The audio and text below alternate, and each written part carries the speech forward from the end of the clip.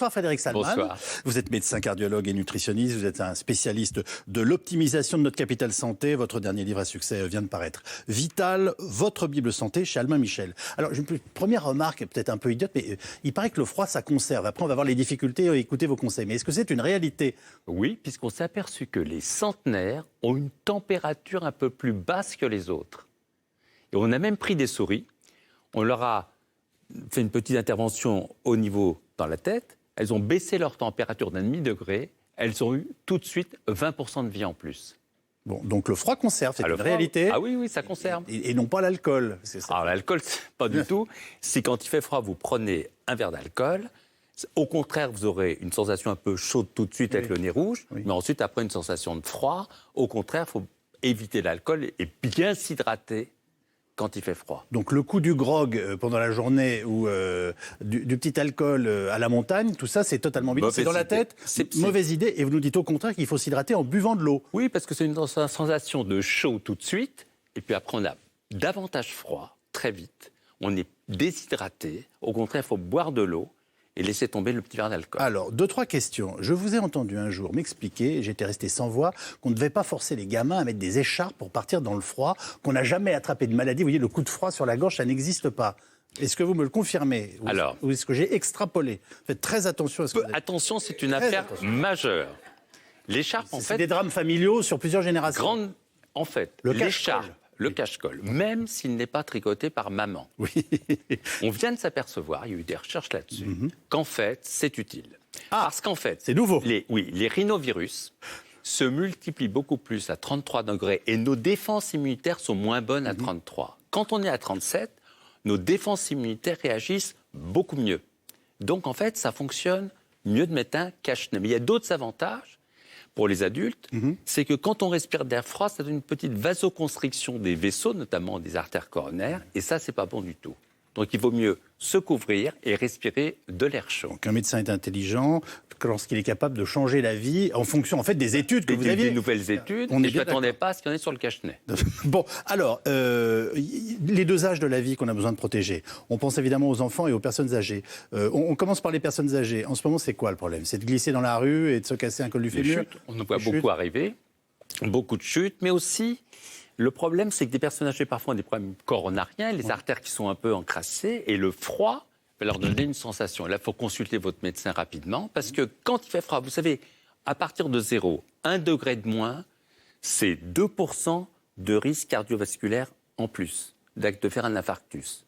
Donc en fait, le froid va provoquer plus d'infarctus du myocarde. Et si en plus vous êtes stressé et que vous fumez, là c'est le bouquet. Vous dites quoi aux personnes âgées? Ne sortez pas dans la rue, attendez que ça se passe, ou faites très attention, ce qui n'est pas la même chose? Faites attention, marchez plus lentement. Oui. Et si vous sentez que ça coince, c'est comme de faire... C'est un test qui prouve que l'oxygénation du myocarde n'est pas terrible. Donc il y a une logique qui est liée au froid, à l'absorption de l'air et aux conséquences en fait sur notre circulation sanguine passé un certain âge. Exactement, également au niveau pulmonaire. Les bambins, qu'est-ce qu'on en fait? Parce que je vois des mamans qui déposent leurs enfants devant les écoles, parce que ce sont des Pères Noël emmitouflés dans tous les sens. Voilà, là aussi les bons conseils. Un bonnet. Un enfant jeune qui n'a pas de bonnet, c'est comme si vous sortiez torse nu dans la rue. Cette image est fondée. Oui. Elle correspond à la réalité. Absolument. Donc il faut bien mettre un bonnet aux enfants. Pas toujours facile, hein? Non, la cagoule non plus, c'est difficile à porter. On est d'accord. D'autres conseils pour les plus petits? Pour les plus petits, non, simplement d'être bien au chaud et de leur donner à boire surtout. Ils se déshydratent rapidement et on oublie de boire quand il fait froid. Alors que la déshydratation donne des coups de pompe et c'est là où il y a des problèmes. Alors il y a deux façons d'aborder le froid. Vous nous avez dit, on a des études qui montrent que ça conserve. Après, il y a tout simplement, il faut s'adapter, si je vous ai bien suivi autant qu'il fait, et par nos vêtements et par notre comportement. On peut faire du sport par grand froid? Je ne le conseille pas. Parce que quand on fait du sport, quand il fait froid, la dépense est beaucoup trop forte. Donc c'est pas idéal, il vaut mieux faire du sport à la maison, des abdos. Et pourtant, ça fait des années que vous nous dites qu'on doit absolument préserver l'exercice physique. On sait aujourd'hui que c'est fondamental, notamment pour éviter les plus graves cas de maladie. Ah, c'est essentiel. Puisque je l'ai dit, oui, 30 minutes d'exercice physique par jour, c'est 40% de moins de cancer, Alzheimer, maladie cardiovasculaire, si on ne s'arrête pas. Quand il fait froid, il faut s'adapter. On peut faire une marche rapide au froid, mais éviter des efforts trop forts par rapport au froid.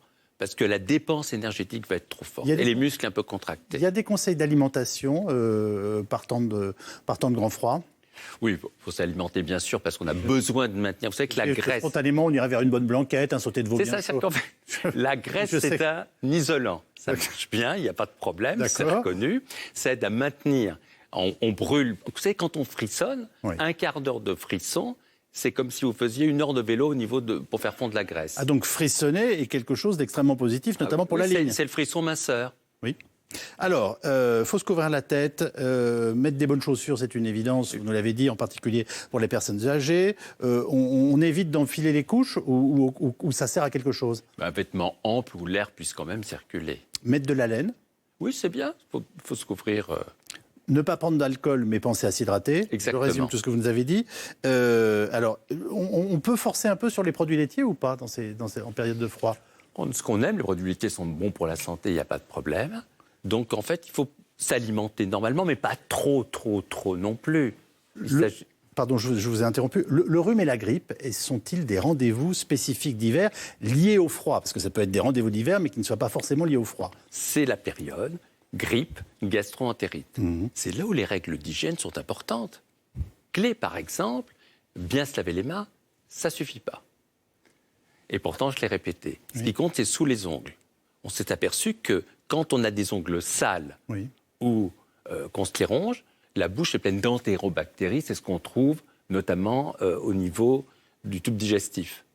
Ça s'amuse pas à se mettre les ongles dans la bouche en sortant dans les selles en plus. Oui, bravo. C'est ce qu'on trouve dans les selles. Donc c'est pour ça que les gens ont mauvaise haleine quand ils ont des ongles sales. Mais c'est épouvantable ce que vous êtes en train de dire. C'est absolument horrible. Mais enfin, en même temps, vous nous dites qu'il faut faire attention et qu'on doit donc se laver les mains et les ongles. Je m'arrête quand même sur la grippe. Il y a des conseils spécifiques à donner? Vous savez, je vais en donner un. Une étude a montré. On n'en parle pas cette année. Je ne sais pas si vous avez remarqué. Oui, moins. Que quand on dort moins de 7 heures par nuit, on a 3 fois plus de risques d'attraper la grippe. Pourquoi? Parce que nos défenses immunitaires, elles ne sont pas bien au rendez-vous. Mais la bonne nouvelle, c'est que si le week-end, vous faites une grasse matinée d'environ 9 heures, vous remettez le compteur à 0. Donc on peut se permettre de dormir peu pendant la semaine, même si ça n'est pas conseillé pour l'équilibre général, et on a le droit de compenser le week-end. À condition de compenser le week-end, ça marche. Bon, alors notre vitalité, on a l'impression, puisque c'est le sujet aussi de votre dernier travail, qu'elle est moindre pendant l'hiver. Est-ce que c'est lié à l'ensoleillement? Est-ce que c'est psychologique? Vous savez, on vient de se rendre compte qu'il y a des opérations totalement commerciales qui avaient joué là-dessus, en nous faisant le jour le plus triste de l'année, le meilleur comme par hasard, une semaine avant les vacances d'été. La réalité aujourd'hui des recherches de la médecine sur notre rapport au froid et à notre vitalité pendant l'hiver. D'abord, c'est la lumière. Parce qu'il y a plein de gens entre novembre et mars qui font des dépressions saisonnières parce qu'il manque de lumière. On a même dans certains hôpitaux des salles de la lumière pour se recharger à cause de ce manque. Et en plus, intellectuellement, on s'est aperçu que si on travaille dans une atmosphère qui n'est pas assez éclairée, les performances intellectuelles, la mémoire est moins bonne. Donc la lumière est essentielle. Elle est vitale.